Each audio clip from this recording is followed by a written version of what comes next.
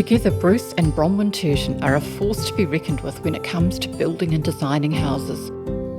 He's a builder with his own company, and Bronwyn has her own interior design business in Hamilton. So when they came to Brief Red Architecture, they knew what they were looking for their Horsham Downs home. Somewhere welcoming, warm and grounded, utilising natural materials such as cedar, oak, glass and brick.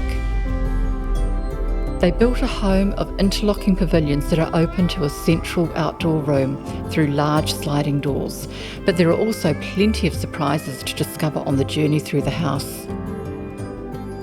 The house may feel effortless, but it's detail-rich and supremely practical.